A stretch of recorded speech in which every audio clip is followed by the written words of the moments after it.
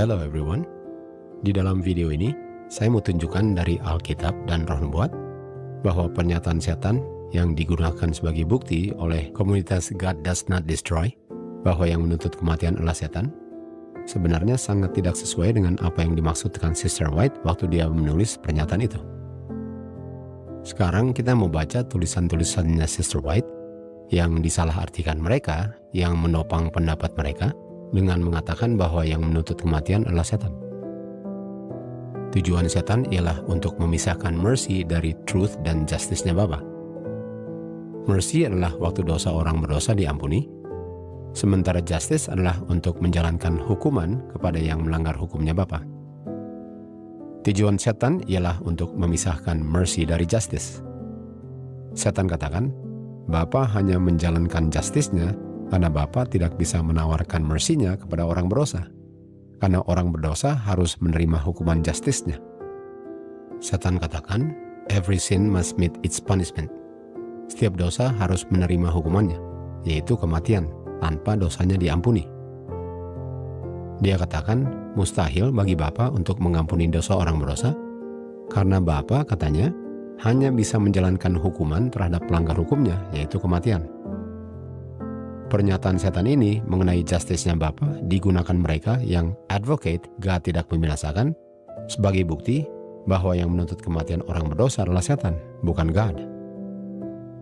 Mereka artikan pernyataan setan ini sebagai bukti bahwa yang menuntut kematian adalah setan, bukan God. Karena mereka katakan yang mengatakan every sin must meet its punishment adalah setan, bukan God. Dan oleh sebab itu, yang menuntut kematian bukan God. Karena pernyataan itu keluar dari mulutnya setan. Itulah yang mereka katakan. Dan mereka mengatakan bukan God yang mengatakan every sin must meet its punishment. Dan oleh sebab itu bukan God yang menuntut nyawa pelanggar hukumnya. Pertanyaannya, hanya karena setan mengatakan hal itu, apakah artinya God tidak mengampuni orang berdosa? Dan apakah God tidak menuntut nyawa dari pelanggar hukumnya? Setan katakan, God hanya menuntut kematian tanpa menawarkan mercy-nya. Sementara di kutipan berikut ini yang kita akan baca, dikatakan, Bapa melakukan kedua-duanya, justice dan mercy. Sangat bertentangan dengan apa yang setan katakan. Kutipan ini mengatakan bahwa God menjalankan justice-nya dan mercy-nya juga. Yang setan katakan tadi adalah, Bapa hanya menjalankan justice-nya tanpa mercy. Jadi untuk mengatakan bahwa yang menuntut kematian pelanggar hukumnya adalah setan, karena setan katakan bahwa every sin must meet its punishment, sangat tidak cocok dengan kutipan yang kita baru baca. Karena Bapa menjalankan justice-nya, dengan kata lain, Bapa menuntut nyawa pelanggarnya, dan Bapa juga menjalankan mercy-nya terhadap orang yang sepatutnya mati. Kita tahu yang setan katakan kepada Hawa di Taman Eden ialah, God tidak akan menuntut nyawa pelanggar hukumnya. Ye shall not surely die. Pernyataan setan di Taman Eden sangat bertentangan dengan pernyataan yang ditulis Sister White di buku Kerinduan Segala Zaman. Waktu setan mengatakan, every sin must meet its punishment. Orang berdosa harus menerima upah dosanya, yaitu kematian. Jadi kita bisa lihat bahwa setan tidak konsisten. Di satu tempat dia katakan, kamu tidak akan mati. God tidak menuntut nyawa pelanggarnya. Di tempat yang lain dia katakan, God menuntut nyawa pelanggarnya, sehingga orang yang berdosa harus mati. Jadi pertanyaannya, bagaimana Bapa menjalankan justice-nya bersama-sama dengan mercy-nya? Kalau kedua-duanya kelihatannya sangat bertentangan. Bagaimana orang yang diampuni harus mati? Karena kalau dosanya diampuni, artinya dia tidak perlu mati. Jawabannya, justice-nya Bapa dijalankan bersama-sama dengan mercy-nya, dengan anaknya yang menjalankan justice Bapanya, dengan anak Bapa mati kematian di kayu salib, sehingga orang berdosa, dosanya dapat diampuni, karena Kristus yang memikul kematiannya. Melalui anak Bapa, mercy-nya Bapa dapat diungkapkan kepada orang berdosa. Tetapi mercy-nya tidak membatalkan justice-nya. Karakter Bapa adalah justice dan mercy. Justice-nya tidak membatalkan mercy-nya, karena yang menerima justice-nya Bapa adalah anak Bapa, sehingga manusia yang sepatutnya mati dapat diampuni. Di dalam Tuhan Yesus, Bapa bisa just dan merciful. Rasul Paulus menulis, tanpa tumpah darah, tidak ada pengampunan dosa. Dengan kata lain, tanpa kematian anak Bapa di kayu salib, tidak ada pengampunan dosa. Artinya pengampunan dosa hanya bisa terjadi sebagai akibat kematian anak Bapa di kayu salib. Pertanyaannya, apakah dosa manusia ataupun malaikat dapat diampuni tanpa kematian anak Bapa?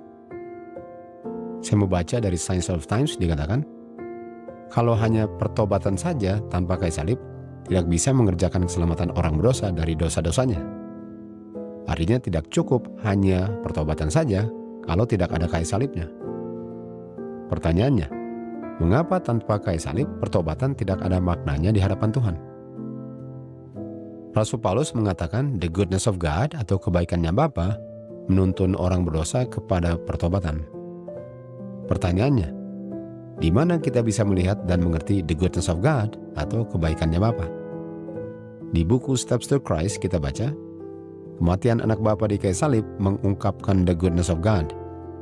Dan kebaikan Bapa itu mengungkapkan kasih Bapa terhadap orang berdosa dengan memberikan anaknya mati kematian orang berdosa. Kasih Bapa yang adalah the power of God inilah yang sanggup untuk meremukkan hati manusia yang akan menimbulkan di dalam hatinya pertobatan. Pertobatan sesungguhnya yang berasal dari Tuhan. Artinya, tanpa tumpah darah anak Bapa di kayu salib, tidak akan ada pertobatan yang disetujui Bapa. Tidak ada pengampunan dosa tanpa kematian anak Bapa di kayu salib. Lucifer waktu dia di surga, sebelum dia menjadi setan, Bapa memberikan kepadanya mercy untuk bertobat dari dosanya. Kita tahu tanpa tumpah darah tidak ada pengampunan dosa. Tidak ada mercy yang bisa ditawarkan tanpa kematian anak Bapa di kayu salib. Artinya waktu Bapa menawarkan mercy-nya kepada Lucifer, karena anak Bapa sudah direncanakan dari masa kekekalan untuk menggantikan kematian makhluk ciptaannya dari dosa. Dan pengampunan dosa siap diberikan kepadanya jikalau malaikat ini bertobat dari dosanya. Sangat disayangkan, Lucifer memilih untuk melayani keangkuhan dirinya. Walaupun dia sudah yakin dirinya salah, namun dia mengeraskan hatinya dengan menyatakan bahwa dia tidak perlu bertobat. Dengan kata lain, Lucifer menolak kematian anak Bapa sebagai pengganti kematiannya, waktu Bapa menawarkan mercy-nya kepada malaikat ini. Jadi sangat jelas bahwa yang menuntut nyawa pelanggar hukum adalah Bapa, bukan setan. Rencana kematian anak Bapa sudah disepakati Bapa dan anaknya sebelum Lucifer diciptakan. Setan mengatakan every sin must meet its punishment, tanpa dosanya diampuni. Karena setan cemburu kalau kita semua dosanya diampuni, karena kita menerima kematian anak Bapa untuk menggantikan kematian kita semua, yang setan sendiri sudah tolak waktu dia di surga. Misery loves company. Dia ingin kita juga dibinasakan bersama dengan dia, dengan para malaikatnya. Waktu setan katakan every sin must meet its punishment, yang dia katakan ialah, sebagaimana saya akan dibinasakan nanti, Adam dan Hawa dan seluruh keturunannya yang telah berdosa juga harus dibinasakan. Itulah tipuan setan khususnya di akhir zaman ini. Tetapi puji Tuhan untuk firman kebenarannya, yang walaupun sudah diputar-balikan oleh setan melalui agen-agennya, tetapi bagi yang benar-benar mau mengetahui dan melakukan apa yang benar, tipuan setan tidak ada dayanya. To God be the glory.